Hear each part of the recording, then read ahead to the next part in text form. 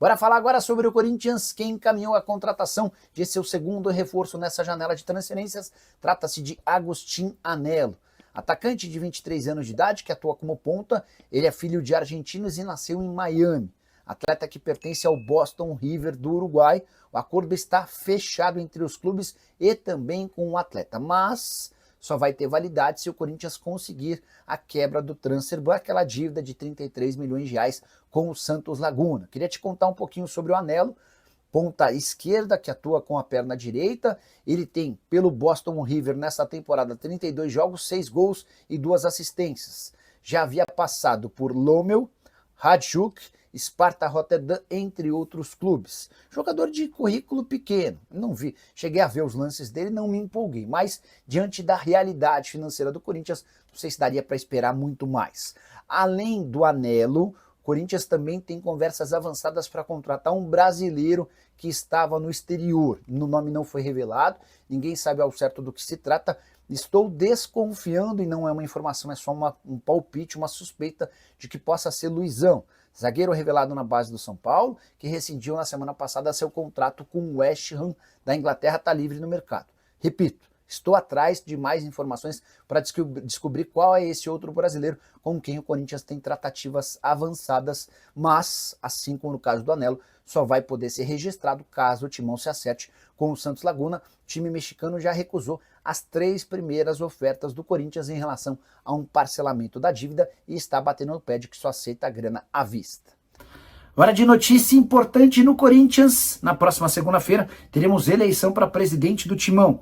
E seja qual for o resultado, com vitória de Osmar Stabile, que é o atual presidente, com vitória de Roxy Tadini, que é opositor, ou de André Castro, que surge como uma terceira via, independentemente do vencedor, é muito natural que Fabinho Soldado seja demitido.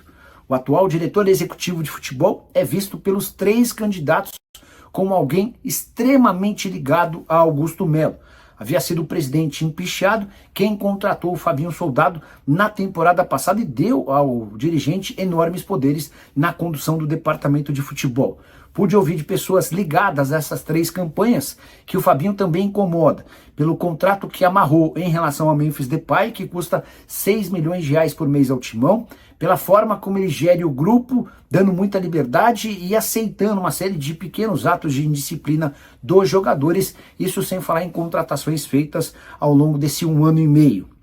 Dessa maneira, Fabinho Soldado precisaria de uma enorme reviravolta para escapar da demissão. Não acho que ele será demitido ou dispensado na terça-feira, dia seguinte à eleição. Mas, no primeiro momento de instabilidade, você pode ter certeza que Fabinho Soldado será dispensado, seja ele qual for o novo presidente. Fabinho Soldado, que enquanto dirigente do Flamengo tinha papel de pouquíssimo destaque. Ele era só o 4º homem do departamento de futebol, chega ao Corinthians com enormes poderes para ser o manda-chuva.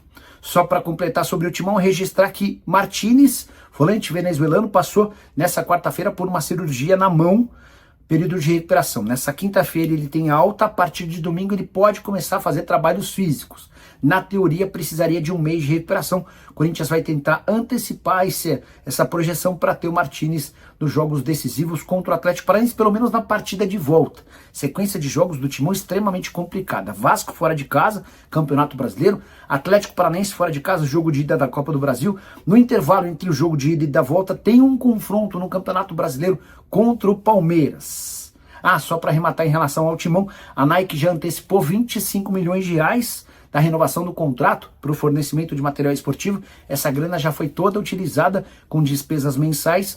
No dia 31 de agosto, a Nike promete mais 25 milhões de reais que vão ajudar certamente no pagamento do transfer ban ligado ao Santos Laguna. Bora falar agora sobre o Corinthians, que pretende se livrar o mais rápido possível do transfer ban para poder contratar jogadores. Fabinho Soldado e Dorival Júnior se reuniram durante a semana para tratar sobre o tema. O Dorival tem batido em quase todas as entrevistas coletivas nessa tecla da necessidade de melhoria do elenco. Inicialmente, quando ele foi contratado, o Corinthians prometeu 4 reforços. O Vitinho chegou, restariam 3 contratações. Nesse momento, Corinthians e Dorival Júnior discutem a chegada de mais 2. Só que prazo e dinheiro podem complicar essa missão. Você sabe que o Corinthians tem um transfer ban contra si Durante a semana que passou, o Corinthians tinha a expectativa de chegar a um acordo com o Santos Laguna para a quitação de parte dos 33 milhões de reais e, em troca dessa parte, o Santos Laguna tiraria o transfer ban, que permitiria ao Corinthians voltar a contratar atletas.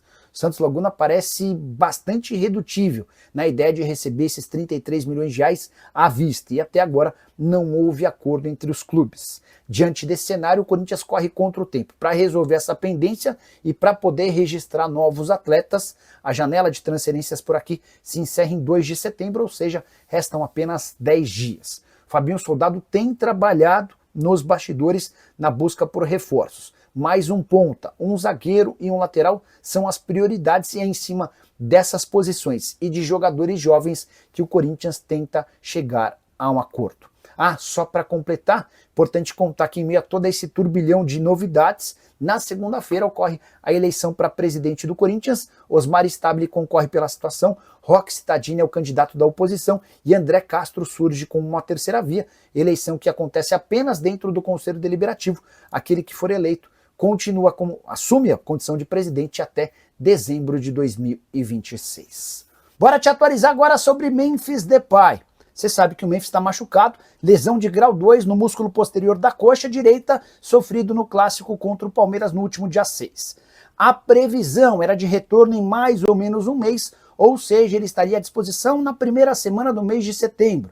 E o Corinthians trabalhava para que ele ficasse disponível para o jogo da volta contra o Atlético Paranaense, e o Corinthians faz 2 jogos absolutamente decisivos contra o Furacão na Copa do Brasil, valendo vaga nas semifinais da competição. Pois bem, craque Neto contou nessa sexta-feira que dentro do Corinthians existe um trabalho para que o Memphis Depay volte já na partida de ida, confronto marcado para a próxima quarta-feira em Curitiba. Os caras estão tentando acelerar o processo até por conta de vários outros desfalques, todos por causa de lesão. O Corinthians também não conta com o Yuri Alberto, com o Carrilho e também com o Martínez. Retorno do Memphis seria super importante para que o Corinthians aumentasse suas chances de marcar gol fora de casa e voltar com um resultado melhor. Timão, desclassificado da Sul-Americana e da Libertadores, bem distante da briga na parte de cima da tabela do Campeonato Brasileiro, tem a Copa do Brasil como a última chance de título na temporada. Só para arrematar, importante contar que venceu nessa semana o prazo para que o Corinthians quitasse 11 milhões de reais de bônus previstos no contrato do Memphis. Ele alcançou a meta máxima de jogos e alcançou a segunda ficou a um gol de alcançar também a meta máxima de participações em gol. Dessa maneira, 6 milhões e 300 mil com jogos, mais 4 milhões e 700 mil com gols. O Corinthians não conseguiu fazer a quitação e prometeu o mais rápido possível tentar fazer um parcelamento. Bora falar agora sobre Ángel Romero, querido por milhões de torcedores corintianos. O paraguaio pode estar vivendo as últimas semanas com a camisa do Timão. Seu contrato acaba em dezembro desse ano. E se Osmar Stabile, o atual presidente, for eleito na votação marcada para a próxima segunda-feira, que vai definir um novo presidente para o mandato tampão até dezembro de 2026, dá para garantir que Ángel Romero não deve ficar para 2026. Só para lembrar, o presidente atual e seu grupo entendem que o Romero tem um custo-benefício extremamente ruim. É alguém que ganha na casa dos 800 mil reais por mês entre salários, direitos de imagem e luvas. E que dentro de campo tem contribuído cada vez menos. Aquele Romero de raça que marcava gols importantes de outra época se transformou num Romero mais pesado, mais lento e que tem contribuído cada vez menos. Temporada atual de 44 jogos, só 5 gols e 3 assistências. A chance de o Romero é um outro vencedor na eleição marcada para segunda-feira. Antônio Roque Cittadini e André Castro são concorrentes, mas em especial de uma mudança de técnico e a chegada de alguém que se encante pelo Romero, porque o Dorival Júnior não morre de amores pelo paraguaio e dá para dizer que o Cittadini, que é outro candidato real à vitória na próxima segunda-feira, também não vê o Romero como a salvação da lavoura, a menos que uma enorme reviravolta aconteça e o Romero desembeste a fazer gols e se torne extremamente importante na reta final dessa temporada, e a gente deve estar assistindo aos últimos episódios de uma passagem ou de algumas passagens marcantes do jogador paraguaio pelo Timão. Queria deixar uma pergunta para você: que nota você dá para Ángel Romero vestindo a camisa do Corinthians? Você gosta dele? Não gosta? Já comenta por aqui, beleza? Bora fechar o vídeo com informação importante. Memphis Depay pode trocar o Corinthians por Real Oviedo da Espanha ou Pachuca do México. Especulações que surgiram na noite dessa sexta-feira. Primeiro, na Espanha, uma conta que segue o Oviedo time que acaba de subir da segunda para a primeira divisão do Campeonato Espanhol, afirmou que Memphis Depay era o grande nome dos sonhos do Oviedo. E o time contaria com a ajuda e o suporte do grupo Pachuca, que é dono do Oviedo, para a contratação do atleta. Negociações em andamento. O Oviedo pagaria os 10 milhões de euros da multa rescisória, Corinthians ficaria com metade desse valor, ou seja, 5 milhões de euros, e o Memphis Depay a qualquer momento poderia ser anunciado como reforço do clube espanhol. Confesso que vi com desconfiança, até porque o Oviedo não tem capacidade financeira para fazer um investimento de 6 milhões de reais por mês. Esse é o custo do atacante holandês ao Corinthians. Certamente o Memphis Depay não deixaria o Corinthians para receber menos em outro clube. Depois surgiu a especulação de que o Memphis não iria para o Oviedo, mas sim para outro clube do grupo Pachuca, onde só para vocês entenderem, o grupo Pachuca, que é comandado por Jesus Martínez Patiño, um dos caras mais ricos do México, ele comprou 30 anos atrás o Pachuca, e a partir daí foi comprando uma série de outros clubes, o Leão no México, o Everton no Chile, o Oviedo na Espanha, enfim, ele hoje é dono de um conglomerado de clubes, e o time com quem ele tem maior relação é justamente o Pachuca, o primeiro clube que ele comprou e do qual ele é torcedor fanático. E aí que o Memphis não iria para o Oviedo e sim para o Pachuca. Consultei uma pessoa do Corinthians, essa pessoa afirmou que o Memphis chegou a contar que foi procurado pelo pessoal do Pachuca, agradeceu o contato, mas assegurou que vai preferir continuar no Brasil, está adaptado por aqui e pretende cumprir seu contrato com o Corinthians, mesmo diante de alguns atrasos em pagamentos de bônus e salários. Então, acaba-se qualquer preocupação sobre a possibilidade de Memphis Depay deixar o Corinthians, atacante holandês que voltou a trabalhar com bola nessa sexta-feira e deu esperança de que possa ter seu retorno antecipado para a partida da próxima quarta-feira contra o Vasco da Gama, contra o Atlético Paranaense, jogo de ida das quartas de final da Copa do Brasil. Só para completar, Corinthians que joga nesse final de semana com o Vasco e precisa de bom resultado para se afastar da zona do rebaixamento. Hora de falar sobre o Corinthians que perdeu uma disputa por reforço para o Vasco da Gama, algo que em outros tempos não seria muito comum. O Corinthians estava tentando a contratação de Andrés Gomes, atacante colombiano que pertencia ao Rennes da França. A oferta do Corinthians, empréstimo com opção de compra de 7 milhões de euros. As tratativas foram fechadas em cifras e condições bem parecidas às do Vasco da Gama, mas contra o Corinthians pesaram dois fatores. Primeiro deles, o transfer ban. O Corinthians está proibido pela FIFA de registrar novos atletas e esse transfer ban só cai quando o Corinthians pagar 34 milhões de reais ao Santos Laguna. O segundo ponto, a proposta salarial do Timão foi inferior à do Vasco.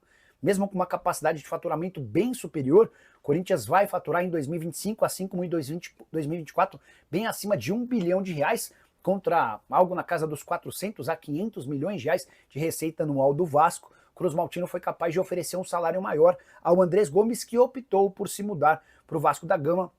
O atleta vai ser anunciado depois da realização de exames médicos. Só para completar, é importante lembrar que o Vitinho foi o único reforço já contratado pelo Corinthians nessa janela de transferências. O técnico Dorival Júnior havia pedido 4 contratações, 2 atacantes, um zagueiro e um lateral direito.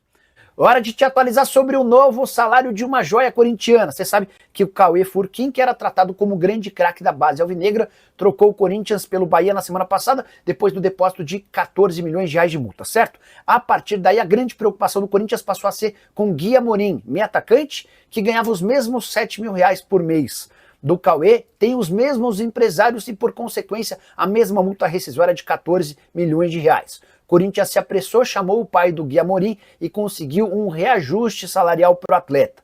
Agora, o contrato do Gui tem um salário de 25 mil reais, o que faz com que a multa rescisória seja de 50 milhões de reais. O Corinthians se mostra muito mais confortável e tranquilo para a permanência do jogador. A tendência é que o Gui ganhe mais minutos no Sub-20 nessa temporada. Ele vinha jogando no Sub-17 para, quem sabe, no próximo ano passar a figurar no time principal. Atleta de enorme potencial que deve ser preparado para ter mais oportunidades no time de cima. Fala pessoal, estamos aí com atualizações importantes do Corinthians.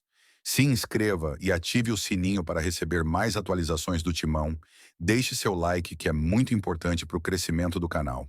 Utilize o espaço aqui embaixo para registrar sua opinião.